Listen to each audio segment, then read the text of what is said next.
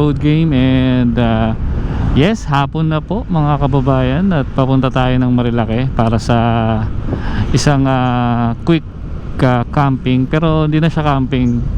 Originally may dala dapat akong tent, pero hindi ko na pinadala kasi nga anong oras na rin. Sabi ko gusto ko na lang magkape or mag noodles somewhere sa may bandang Marilake. Hindi to biglaan planado na to, no, dapat morning talaga, morning ride, magka-camping. Pero unfortunately mga tanghali na kami kasi nagising galing sa mga kanya-kanya naming shits kagabi. So hopefully wag sanang umulan at madilim ang kalangitan sa may bandang bundok. Ito muna kami sa Painaan. Mamimili kami ng kape, tubig at noodles para sa trip na to. So let's go.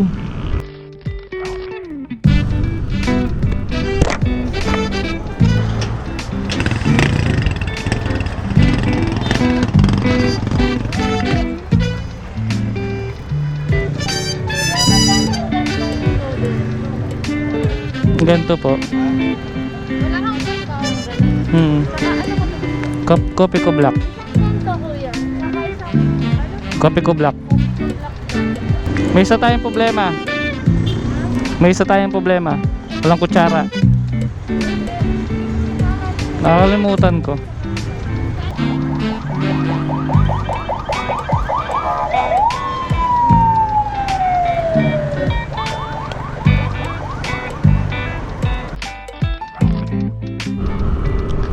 Yan, nabili na namin yung mga kailangan, yung tubig, yung noodles, tapos konting chichirya.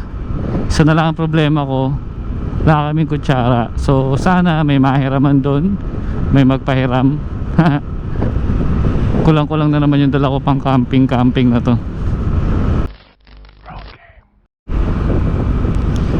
So nandito na ngayon tayo sa Marilake at so far naman medyo clear sky, kahit medyo hati talaga yung langit, nagkukulimlim, umaaraw. Pero sana wag talaga dahil hindi naman kami mag-overnight magpapalipas na kami ng maghapon. Namiss ko lang talaga din mag-ride, tapos gusto kong mag-camping uli. Problema, wala talagang time.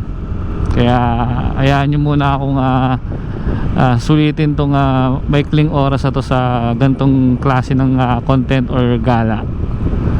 Babawi ako sa inyo sa susunod.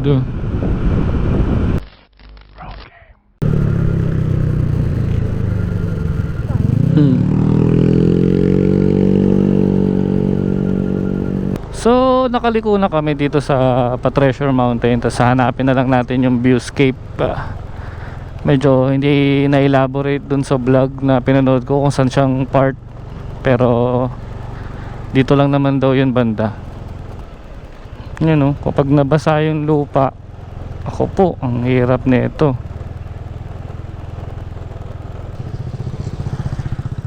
Tadan! Pero hindi pa dyan. Pero pwede na rin dyan. Ayan na, viewscape. Viewscape lang din pala sila. Ayan na. Welcome to viewscape.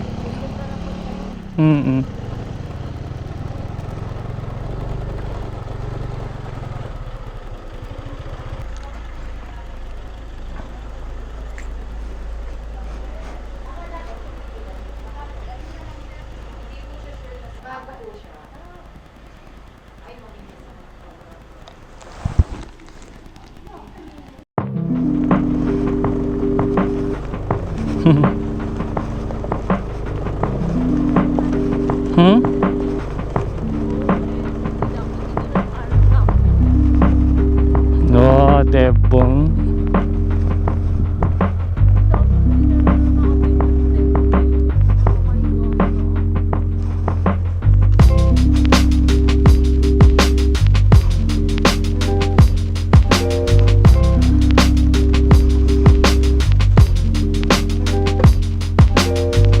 Saka muna, Marga.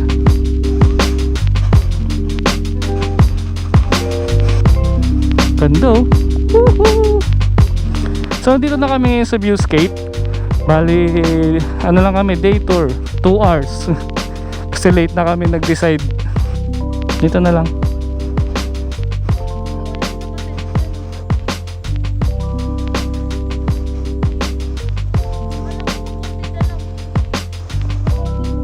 Ha?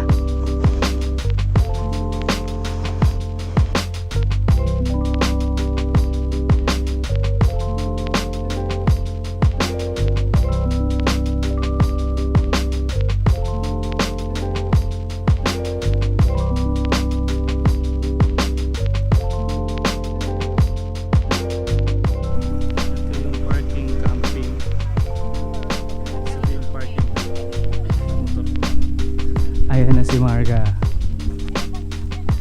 Hindi siya pwedeng ipanik doon sa taas kasi iba yung rate ng motor camp.